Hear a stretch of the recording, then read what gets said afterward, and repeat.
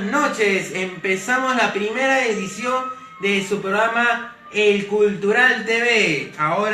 Hoy, día martes 1 de agosto del 2017, siendo la hora en todo el país 9:26 de la noche, empezamos la primera edición de este programa cultural, como bien dice su nombre, El Cultural TV, que tiene el objetivo de informar, dar a conocer el acontecer cultural en temas de historia, de geografía, filosofía, y es por eso que desde acá agradezco su fiel sintonía, así como se ha podido ver en el otro programa que sale al aire, como es Deporte al Máximo, que sale lunes y miércoles. Y ahora los martes son los martes de cultura. Todos los martes este programa se va a emitir desde las 9 de la noche, aunque hoy hemos emitido un poco más de la hora que se había informado de primera instancia, pero igual siempre todos los martes vamos a estar en vivo y en directo con su programa El Cultural TV. Este nuevo programa les voy a contar cómo se va a realizar. Va a consistir en hablar las efemérides del día de hoy, de las efemérides más importantes a nivel mundial, como también después va a haber una pausa donde hablaremos sobre el museo recomendable del día y además el libro recomendable del día, libro o colección. Y así vamos a hacerlo bastante dinámico, bastante interesante, que va a marcar la diferencia con los demás programas. Así, rápidamente vamos a dar inicio a lo que hemos estado mencionando, a lo primero. El primero que se habló fue las efemérides de hoy, 1 de agosto del año 2017. Y así, comenzamos con la primera efeméride destacable, porque si hablo de todas las efemérides, me pasaría buen rato hablando. Y es así que vamos a hablar de las tres más importantes, más interesantes. Hoy, 1 de agosto, se inauguró en el año de 1936 las Olimpiadas de Berlín, que se celebró en la capital alemana. Vamos a dar un contexto de ese tiempo. En 1931 fue elegido Adolf Hitler como canciller de Alemania, y él quería dar a conocer todo el progreso que había tenido el país teutón en todo sentido, en la modernidad, en eventos deportivos, y es por eso que fue uno de los que organizó estos Juegos Olímpicos en este régimen nazi, que después ya se sabe por historia todo lo que aconteció en la Segunda Guerra Mundial, con una derrota fatal para su régimen, y así tener la paz, finalmente la paz mundial. Y es por eso que vamos a recordar estos Juegos Olímpicos que Perú, nuestro seleccionado de fútbol, participó con una gran generación conformada por jugadores de Alianza Lima, Universitario, el Atlético Chalaco, y también introducimos el fútbol o el deporte, porque también es parte de la cultura en general. Es por eso que vamos a hablar de los Juegos Olímpicos rápidamente, que se desarrolló del 1 de agosto al 16 de agosto del año 1936. Los deportes que se celebraron en aquella ocasión fueron el atletismo, el baloncesto, el balonmano, el boxeo, el ciclismo, la equitación, el esgrima, el fútbol, gimnasia, halterofilia, el hockey, la lucha, natación, pentatlón moderno, piragüismo, el polo, el remo, saltos de natación, tiro, vela y waterpolo. Estos fueron los deportes desarrollados en aquella ocasión. Y vamos a hacer un repaso del medallero de esta justa olímpica. Alemania nazi, obtuvo 33 medallas de oro, 26 medallas de plata, y 30 medallas de bronce, acumulando un total de 89 medallas. Después, Estados Unidos, que tuvo al atletista Jesse Owens como uno de los más grandes deportistas de la historia de los Estados Unidos en Juegos Olímpicos. Fue un destacado deportista, que fue uno de los mejores en estas Olimpiadas.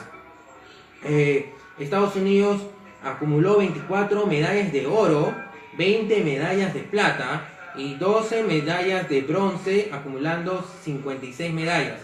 Tercero, Hungría, con 10 medallas de oro, 1 medalla de plata y 5 medallas de bronce, acumulando 16 en total. Vamos a decir los 5 primeros. Cuarto, la Italia, que en ese tiempo era gobernada por Benito Mussolini, acumuló 8 medallas de oro, 9 medallas de plata y 5 medallas de bronce, teniendo al final un total de 22 medallas olímpicas. Después, en el quinto lugar estuvo ubicado Finlandia, con 7 medallas de oro, 6 medallas de plata, 6 medallas de bronce, acumulando 19 medallas en total. Y así, el contexto a nivel mundial, bueno, hemos mencionado todo, por ejemplo, en Rusia era gobernada en ese tiempo por Stalin, que se mantuvo al gobierno de la Unión Soviética hasta 1953, hasta el año de su fallecimiento, después de haber sido un dictador, dictador socialista en aquel país, en la actual Rusia, la Unión Soviética, que era un gran país por el gran territorio, porque después que se haya disuelto la Unión Soviética en 1991, aparecieron varios países como Estonia, Letonia, Lituania, Kazajistán, Turkmenistán, Uzbekistán, Azerbaiyán, Georgia, los países que en este momento recuerdo. Después también, como mencioné, era un tiempo bastante difícil en temas políticos. O sea, había el nazismo, el fascismo, había también la guerra civil de España, que se desarrolló también por ese tiempo. O sea, el mundo era bastante, se puede decir, habían varios conflictos de lucha, de pensamiento.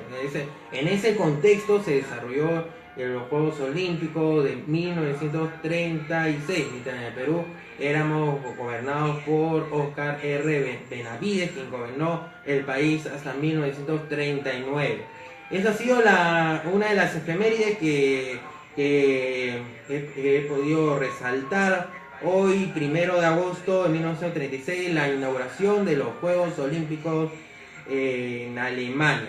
Y ahora, otra efeméride interesante para conversar, para informar, es el 1 de agosto de 1947, ya unos 11 años después, el presidente del Perú, Luis Bustamante Rivero, proclama la soberanía nacional sobre las 200 millas marítimas. Bastante interesante.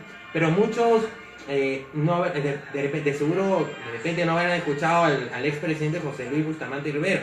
Vamos a repasar un pequeño resumen de la vida de nuestro expresidente, que en su momento fue el presidente más votado en una elección para ganar, y así se proclamó presidente del Perú allá por la década del 40. Como se puede leer en la información, fue presidente constitucional de nuestra república de 1945 a 1948. Le tocó ser presidente en un periodo difícil a nivel mundial, y también que de una manera u otra también el Perú fue afectado por Segunda Guerra Mundial.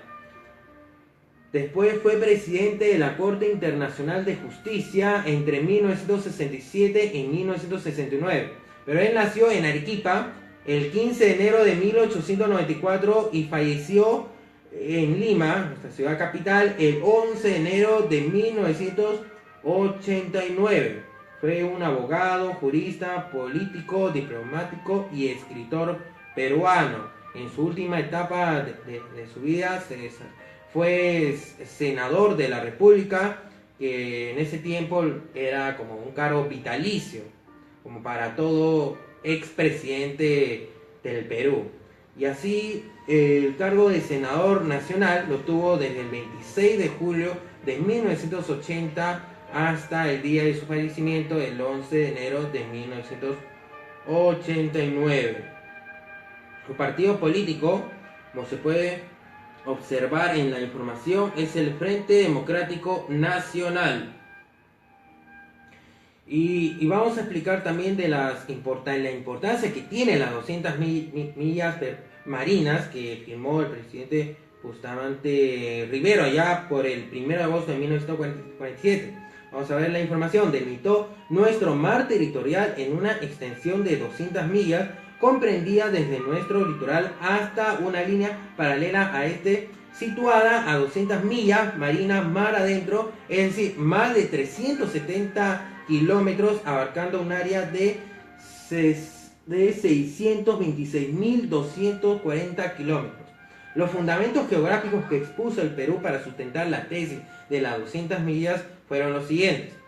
Primero, la unidad geomorfológico que integran el continente peruano y nuestra plataforma continental. Segundo, la defensa y preservación de la riqueza ictiológica que guardan las aguas de nuestro mar para asegurar el futuro desarrollo económico del Perú.